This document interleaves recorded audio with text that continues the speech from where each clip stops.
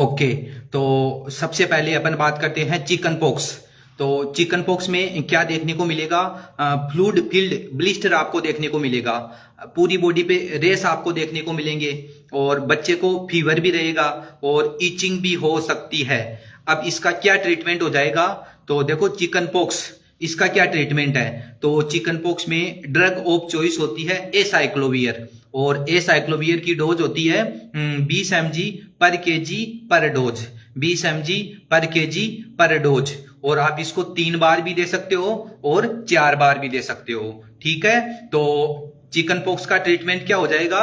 Tablet एसाइक्लोवियर 20 mg पर KG पर dose. इसके बाद में इचिंग के लिए टेबलेट लिवोसिट्रेजिन 5 mg BD देना है।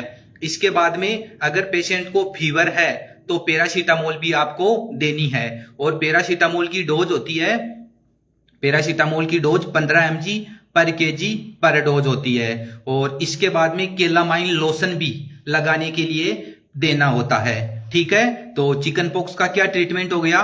टेबलेट एसाइक्लोवियर और टेबलेट लिवोसिट्रेजिन, और फीवर है तो पैरासीटामोल, और साथ में मल्टीविटामिन भी आप दे सकते हो, और लोशन केलामाइन लोशन लगाने के लिए। ये बात की अपने चिकन पॉक्स के बारे में। इसके बाद में हर्पिज हर्पिज जोस्टर। तो हर्पिज जोस्टर है, इसमें भी फ्लूइड फील्ड ब्लिस्टर आपको देखने को मिलेंगे, रेस आपको देखने को मिलेगा, लेकिन एक ग्रुप में मिलेगा, जबकि चिकन पॉक्स में पूरी बॉडी पे हो सकता है।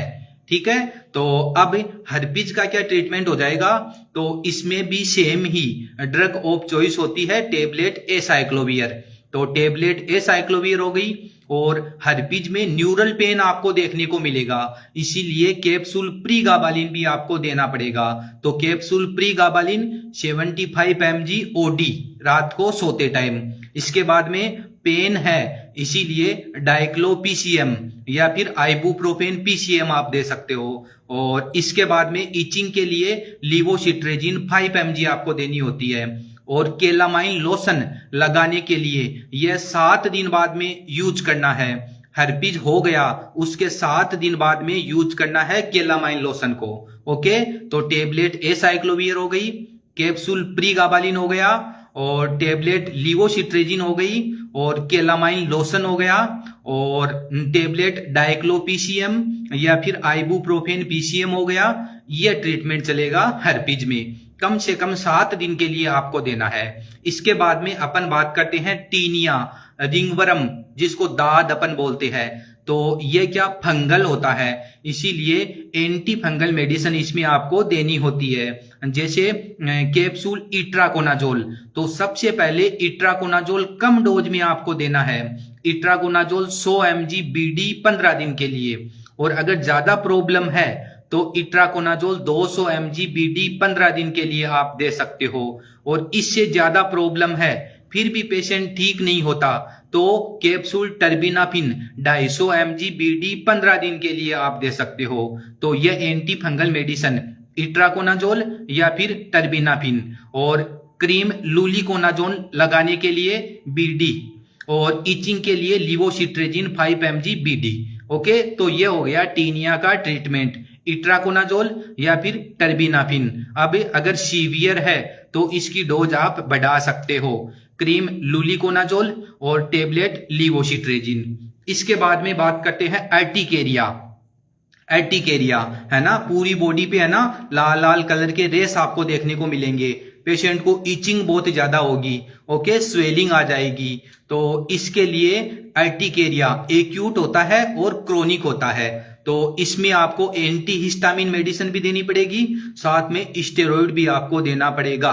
तो इसमें टेबलेट लिवोसिट्रेजिन 5 mg BD 15 दिन के लिए, टेबलेट CPM 4 mg BD 15 दिन के लिए, और tablet prednisolone 10 mg 20 mg 30 mg, patient के वेट के अकॉर्डिंग, पेशेंट के वेट के अकॉर्डिंग और कितना सीवियर है उसके according tablet prednisolone OD only 5 दिन के लिए, स्टेरॉइड 5 दिन से ज्यादा आपको नहीं देना है।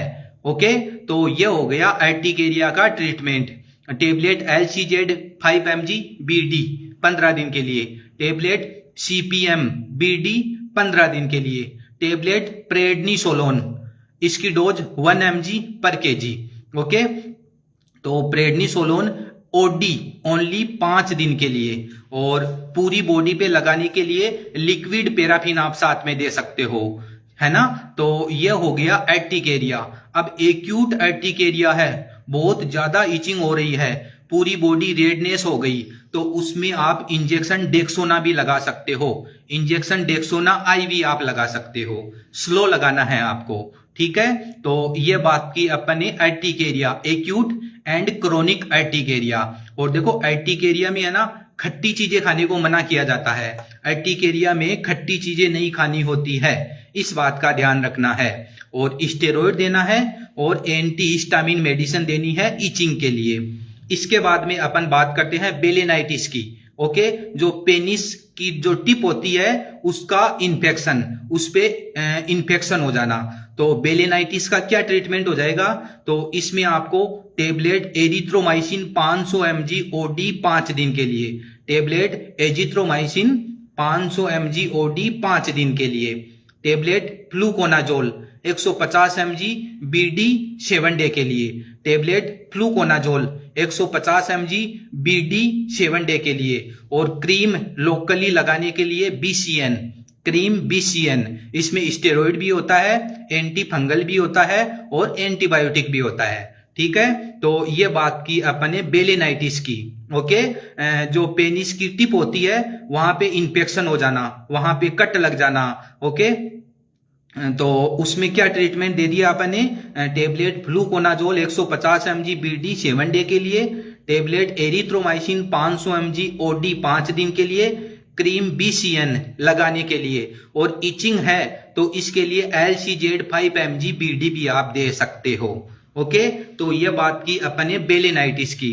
इसके बाद में अपन बात करते हैं स्किन का एक इन्फेक्शन पायोडर्मा। पायोडर्मा जिसको फोड़ा फुंसी अपन बोलते हैं, तो पायोडर्मा स्किन का इन्फेक्शन है। और स्किन में कोई भी इन्फेक्शन होता है ना, तो उसके लिए सबसे बेस्ट एंटीबायोटिक होती है tablet Amoxiclav. Tablet Amoxiclav best antibiotic है। कोई भी स्किन का इन्फेक्शन हो जाता है, तो कोई चोट लग गई, कोई वुंड हो गया या कोई इंजरी हो गई, तो उसमें आप टेबलेट एमोक्सिक्लेव दो, है ना। और एमोक्सिक्लेव की डोज होती है 50 mg पर केजी, 50 mg पर केजी पर डे होती है, पर डोज नहीं होती। पूरे दिन में 50 mg देना है। जैसे 20 kg का पेशेंट है तो 20 × 50 1000 mg हो गई, तो 375 mg की टेबलेट आप TDS दे सकते हो। तो ठीक है, तो ये बात की अपन ने टेबलेट एमोक्सिक्लेव। तो पायोडर्मा है तो इसमें पेशेंट को फीवर भी आएगा, पेन भी होगा। ओके, तो फीवर है तो पैरासीटामोल, और पेन है तो आइबुप्रोफेन प्लस पीसीएम कॉम्बिनेशन में आप दे सकते हो। और cream fusidic acid best cream होती है लगाने के लिए। और एंटीबायोटिक टेबलेट एमोक्सिक्लेव जिसकी डोज 50 mg पर केजी पर डे होती है, ठीक है। तो ये बात की अपने पायोडर्मा, टेबलेट एमोक्सिक्लेव, डाइक्लोपीसीएम या आइबुप्रोफेन पीसीएम, इचिंग के लिए लिवोसिट्रेजिन, और फीवर है तो पैरासीटामोल, और क्रीम लगाने के लिए फ्यूसिडिक एसिड आपको देना है। ओके, इसके बाद में अपन बात करते हैं इम्पेटिगो, जो मोस्ट कॉमन बच्चों में देखने को मिलता है। इम्पेटिगो यहाँ पे इंफेक्शन हो जाता है, उसको इम्पेटिगो बोलते हैं। तो ये भी एक स्किन का इंफेक्शन है, और पीडिया में मोस्ट कॉमन ये देखने को मिलेगा, ठीक है। बच्चों में मोस्ट कॉमन आपको देखने को मिलता है, तो इसमें भी यही देना है। स्किन का इंफेक्शन है इसीलिए बच्चों में सिरप पैरासीटामोल आपको देनी है, सिरप एमोक्सिक्लेव आपको देनी है। और इसमें आप एमोक्सिक्लेव भी दे सकते हो और सेपेलेक्जिम भी आप इसमें दे सकते हो, ठीक है, दोनों दे सकते हो। और क्रीम लगाने के लिए फ्यूसिडिक एसिड आपको देनी होती है। तो ये बात की अपने इम्पेटिगो के बारे में। इसके बाद में पीट्रेसिस एल्बा, जो मोस्ट कॉमन बच्चों में देखने को मिलता है। बच्चों के जो यहाँ पे चिक होते हैं, यहाँ पे व्हाइट व्हाइट बड़े धब्बे हो जाते हैं, उसको बोलते हैं पीट्रेसिस एल्बा। और इसमें क्या मेडिसिन आप दे सकते हो, तो इसमें आप लोकली क्रीम लगाने के लिए मोमेटासोन दे सकते हो, या फिर टेक्रोलिमस 0.2% ये भी दे सकते हो, या फिर सिरप कैल्शियम विटामिन डी ये भी देनी होती है। मल्टीविटामिन भी आप दे सकते हो, ये आप मेडिसिन इसमें दे सकते हो। और ये एक नॉर्मल कंडीशन है, ये अपने आप ठीक हो जाता है जैसे जैसे बच्चे की एज बढ़ती है उसके अकॉर्डिंग। ठीक है, तो ये बात की अपने इम्पेटिगो पीट्रेसिस एल्बा के बारे में। इसके बाद में टीवी, टीनिया वर्सिकोलर।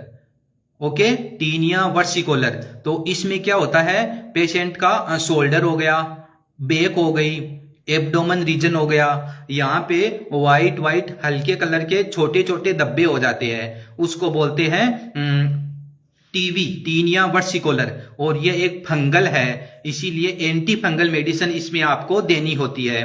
तो कौन कौन सी मेडिसिन इसमें आप दे सकते हो, तो एंटी फंगल मेडिसिन इसमें फ्लूकोनाजोल आपको देना होता है। Tablet fluconazole 150 mg, 3 tablet state आपको देनी होती है। इसके 5 दिन बाद में 3 टेबलेट और स्टेट देनी होती है, और इसके 5 दिन बाद में 3 टेबलेट और देनी होती है। 3 टेबलेट साथ में देनी होती है फ्लूकोनाजोल। ओके, 5-5 दिन से 150 mg। और इसके बाद में क्रीम कीटोकोनाजोल आप दे सकते हो, कीटोकोनाजोल दे सकते हो, या फिर लूलिकोनाजोल लोकली लगाने के लिए आप दे सकते हो। और पेशेंट को इचिंग होती है तो उसके लिए लिवोसिट्रेजिन 5 mg भी आप दे सकते हो। तो ये बात की अपने टीवी, टीनिया वर्सिकोलर। इसके बाद में विटिलिगो।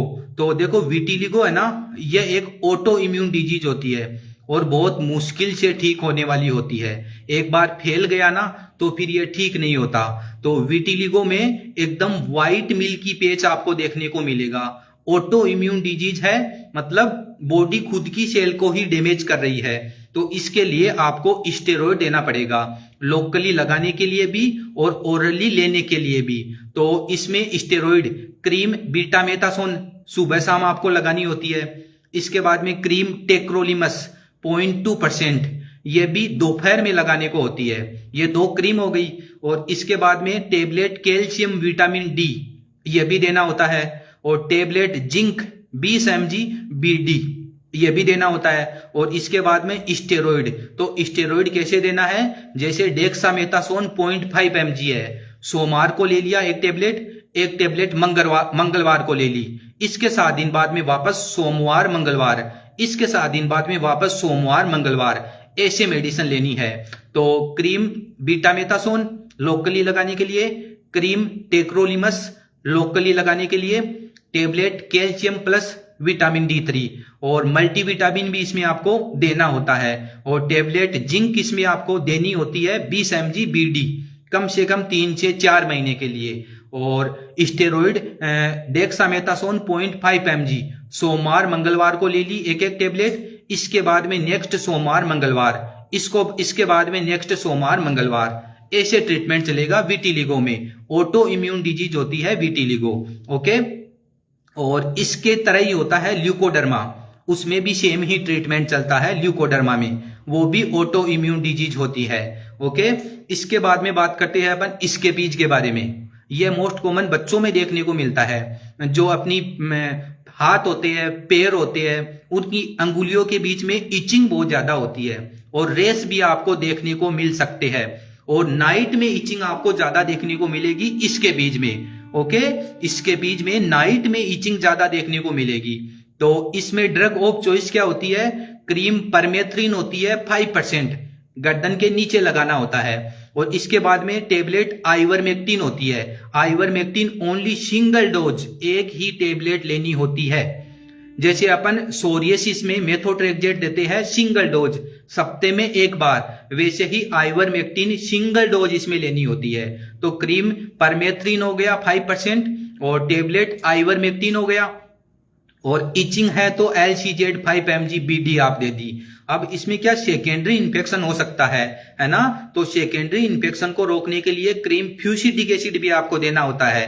और ज्यादा इचिंग है, ज्यादा स्वेलिंग है, तो स्टेरॉइड भी लोकली लगाने के लिए आपको देना होता है। मोमेटासोन आप दे सकते हो, लो लेवल की स्टेरॉइड आप इसमें दे सकते हो, मोमेटासोन आप इसमें दे सकते हो। ओके, तो ये बात की अपने इसके बीच के बारे में। इसके बाद में हेयर फॉल हो गया, ये मोस्ट कॉमन आपको देखने को मिल जाएगा।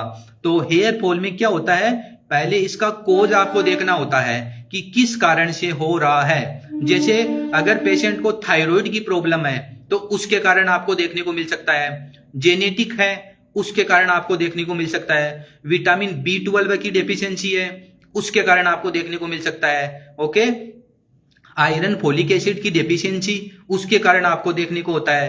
तो इसके लिए आपको पहले टेस्ट करवाने होते हैं, सीबीसी, विटामिन B12 है और थायराइड, ये 3 टेस्ट करवाने होते हैं। अगर ये नॉर्मल है फिर आपको मेडिसिन देनी होती है बायोटीन, एक तो बायोटीन देनी होती है, 5 mg BD आपको देनी होती है, विटामिन B12 भी आपको देना होता है और टेबलेट जिंक BD 20 mg ये भी आपको देनी होती है। और एक है ना ऑयल आता है, मिनोक्सिडिल आता है, मिनोक्सिडिल बेस्ट रहता है, कम से कम 24 घंटे में 2 बार आपको स्काल्प पे लगाना होता है मिनोक्सिडिल, ओके, वो भी आपको देना होता है। और मिनोक्सिडिल 2% भी आता है और 5% भी आता है, तो मेल के लिए 2% और फीमेल के लिए 5% यूज में लेनी होती है, ओके। तो ये बात की अपने हेयर फॉल के बारे में। तो ये डर्मा की मेन डिजीज, चिकन पॉक्स हो गया, हर्पीज हो गया, टीनिया हो गया और urticaria, acute and chronic urticaria हो गया, बेलिनाइटिस हो गया, पायोडर्मा हो गया, इम्पेटिगो हो गया, इंसेक्ट बाइट हो गया, पीट्रियासिस